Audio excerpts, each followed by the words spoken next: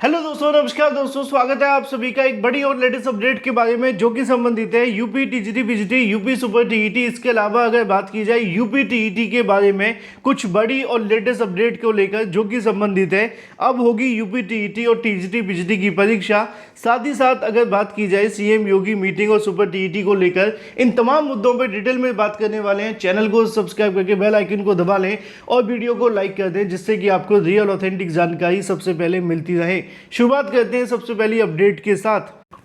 आगे बढ़ने से पहले हम बात कर रहे हैं यूपी बीएड एंट्रेंस एग्जाम की बेस्ट बुक के बारे में, जो कि चक्षु प्रकाशन की है। ये बुक आप सभी के संपूर्ण पाठ्यक्रम को ध्यान में रखते हुए स्टडी गाइड तैयार की गई है, जिसमें आपको 2700 से ज़्यादा महत्वपूर्ण क्वेश्चन और 7 सॉल्व पेपर भी देखने के लिए मिलते हैं,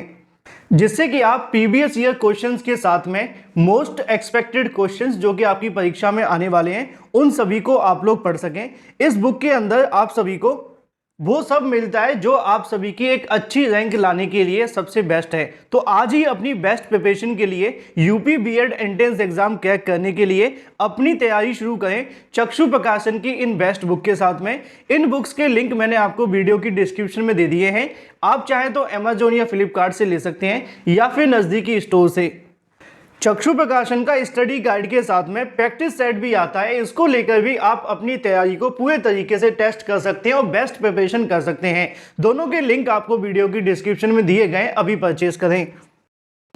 चलिए वापस आते हैं मुद्दे की तरफ, जो कि संबंधित है यूपी टीजीटी पीजीटी को लेकर, यूपी टीईटी के बारे में और सुपर टीईटी को लेकर। वैसे तो मैं जब भी यूपी टीईटी को लेकर बात कर रहा हूँ, अभ्यर्थी कहते हैं कि सर यूपी टीईटी के बारे में बात मत किया करिए, क्योंकि हमें यूपी टीईटी से कोई मतलब नहीं है। क्योंकि सरकार कहीं ना कहीं यूपी टीईटी कराने के लिए प्रतिबद्ध तो रहती है, लेकिन अभ्यर्थी सच मायनों में यूपी टीईटी से अब तंग आ चुके हैं। चाहे वो यूपी टीईटी की परीक्षा हो, सीटेट की परीक्षा हो या पीईटी की परीक्षा यानी कि पैट की परीक्षा, इनसे छात्रों का पेट भर गया है, लेकिन सरकार का पेट शायद नहीं भरा, क्योंकि इसके माध्यम से वो बड़ी संख्या में छात्रों से आवेदन के थ्रू पेमेंट तो ले लेते हैं, लेकिन बदले में उनको मिलता कुछ नहीं है सिवाय आजीवन वैलिडिटी के, जो कि किसी काम की भी नहीं है जब तक शिक्षक भर्ती नहीं निकाली जाती। लेकिन ऐसे में एक महत्वपूर्ण अपडेट सामने निकल कर आ रही है यूपी टीजीटी पीजीटी और यूपी टीईटी और सुपर टीईटी के बारे में, जहां पर सीएम योगी के साथ साथ नए शिक्षा सेवा चयन आयोग को लेकर भी कुछ बड़ी अपडेट है। क्योंकि अभ्यर्थी कहेंगे साहब भर्तियों की बात की जाए लेकिन आयोग की बात ना हो, तो ऐसा हो ही नहीं सकता, क्योंकि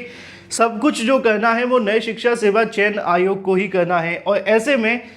चुनावी आचार संहिता भी बेहद नज़दीक है। डर की बात सिर्फ इतनी सी है कि जब पिछली बार 2021 में चुनाव हुए थे विधानसभा के, उस समय भी सरकार के माध्यम से एक भर्ती को लेकर अनाउंसमेंट कर दी गई थी। अभ्यर्थियों को उम्मीद थी कि चलो ये शिक्षक भर्ती आ जाएगी, लेकिन फिर चुनावी आचार संहिता कहीं ना कहीं अभ्यर्थियों के लिए थोड़ी दुखदायी साबित हुई। अब एक बार फिर से कहीं ना कहीं अपडेट तो बहुत बड़ी है टीजीटी पीजीटी यूपी टीईटी और सुपर टीईटी के संबंध में, लेकिन फिर से कहीं ना कहीं लोकसभा की चुनावी आचार संहिता आड़े आ सकती है। लेकिन ऐसे में अपडेट की बात की जाए तो यहाँ पर नई शिक्षा सेवा चयन आयोग के साथ साथ तमाम भर्ती परीक्षाओं को लेकर उत्तर प्रदेश के मुख्यमंत्री के माध्यम से इस मामले पर एक मीटिंग को लेकर जानकारी दी गई है, जिसमें उन्होंने इस मुद्दे पर सीधे तौर पर स्पष्टीकरण दिया है कि नए शिक्षा सेवा चयन आयोग के साथ साथ शिक्षक भर्तियों को लेकर भी जो रास्ते हैं वो खुल रहे हैं। ज्ञातो अभ्यर्थियों के माध्यम से हाल ही में बेसिक शिक्षा मंत्री से मुलाकात करते हुए 17,000 नई शिक्षक भर्ती जारी किए जाने को लेकर ज्ञापन भी सौंपे गए थे, मुलाकात भी की गई थी। और इन मुद्दों पर अभ्यर्थियों ने मांग भी रखी थी कि अगर बड़ी शिक्षक भर्ती नहीं आ सकती तो छोटी शिक्षक भर्ती ही जारी कर दी जाए, जिससे कि किसी भी बेरोजगार को नौकरी मिले, कम से कम नौकरी तो मिले, क्योंकि भर्ती ना आने से अच्छा है तो कुछ तो मिल जाए। वो कहते हैं ना, something is better than nothing. इसी को लेकर अभ्यर्थियों ने प्रयास किया था और इसके क्रम में अब इसके जो परिणाम है वो आने शुरू हो चुके हैं। और मैं आप सभी को इसके बारे में और भी जानकारी देने वाला हूँ, लेकिन ये छोटी सी कटिंग आपको बताने के लिए महत्वपूर्ण है। लिखा हुआ है कि मुख्यमंत्री की हाई लेवल कमेटी की जो मीटिंग है वो किसी भी दिन हो सकती है, और वो कौन सा दिन होगा इसको लेकर भी जानकारी मिली है। मुख्यमंत्री के नाम जो कहीं ना कहीं मुख्यमंत्री ने नाम फाइनल करने के बाद ही अनुमोदन के लिए राज्यपाल को भेजा जाएगा और राज्यपाल से मंजूरी मिलने के साथ ही उत्तर प्रदेश शिक्षा सेवा चयन आयोग का जो गठन है वो यहाँ पर हो जाएगा। और यहाँ पे जब मैंने अधिकारियों से जानने का प्रयास किया कि इस मामले को लेकर कितनी सत्यता है और कितना इस प्रोसेस में समय है, तो अधिकारी कहते हैं कि इस मामले पर जो सबसे बड़ी अपडेट देखने के लिए मिल रही है वो ये है कि इसी हफ्ता इस मामले पर एक बैठक आयोजित की जा सकती है। वैसे तो ये पूरे के पूरे तरीके से सीएम योगी पर डिपेंड करेगा, क्योंकि अभी चुनावी समय है और चुनावी समय में रैली वगैरह और भी बहुत सारी चीज़ों को लेकर कहीं ना कहीं रणनीति बनाई जाती है। क्या इसके लिए समय निकलेगा, कौन सा दिन होगा, वो तो अभी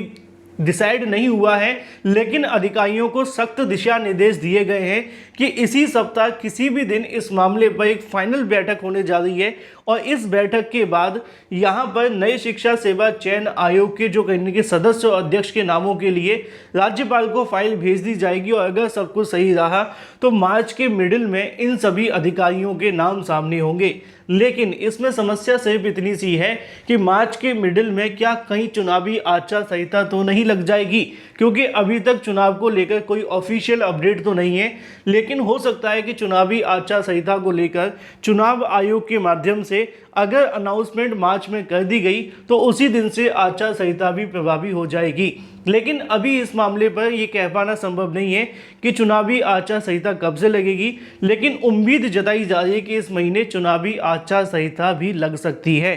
तो सवाल ये देखने के लिए मिल रहा है कि अगर चुनावी आचार संहिता इस महीने लगती है तो क्या इन भर्तियों को लेकर जो प्रोसेस है वो लटका रहेगा या कंप्लीट होने की या शुरू होने की उम्मीद भी है। अधिकारियों का कहना यह है कि जैसे ही नई शिक्षा सेवा चयन आयोग का प्रोसेस कंप्लीट होता है, अध्यक्ष और सदस्य यहाँ मार्च के अंदर जाते हैं और अगर चुनावी आचार संहिता नहीं लगी तो पहले कहीं न कहीं जो पुराने मामले हैं उनको क्लियर करने के साथ साथ कुछ नए विज्ञापन जारी करने की तैयारी होगी, जिसमें यूपी टीईटी 2024 का विज्ञापन होगा और टीजीटी पीजीटी और असिस्टेंट प्रोफेसर की भर्ती।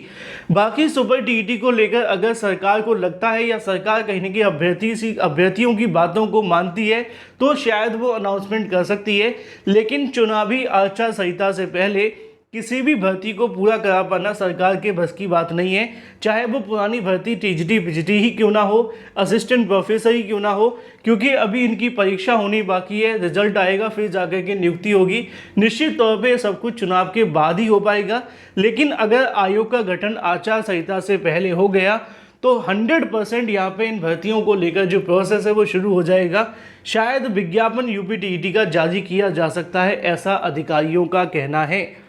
और अगर सब कुछ सही रहा तो इसी सप्ताह के लास्ट में आते आते आप सभी के सामने जो पूरी की पूरी पिक्चर है वो क्लियर हो जाएगी यूपी टीईटी और टीजीटी पीजीटी सुपर टीईटी को लेकर सीएम योगी की बैठक के बारे में। महत्वपूर्ण ये होगा कि इस बैठक में किन किन मुद्दों पर डिसीजन लिया जाएगा। नया शिक्षा सेवा चयन आयोग तो प्राथमिकता में है, लेकिन और भी कई भर्तियां हैं जिनको लेकर अभ्यर्थियों ने मांग रखी है। फिलहाल ये हफ्ता काफ़ी महत्वपूर्ण है कई मायनों में, चाहे वो चुनावी आचार संहिता हो या इस भर्ती के प्रोसेस को लेकर। वहीं दूसरी तरफ बहुत सारे अभ्यर्थी पूछ रहे थे बीएड प्रवेश परीक्षा के बारे में, क्या आवेदन की डेट बढ़ेगी, तो इसकी जानकारी अभी अधिकारियों के माध्यम से दी गई है कि पहले वो अंतिम तारीख तक आने का इंतजार करेंगे। अगर किसी प्रकार की वेबसाइट में कोई खराबी होती है तो ही यहाँ पर आवेदन की तारीखें बढ़ाई जाएंगी। Thank you for watching this video.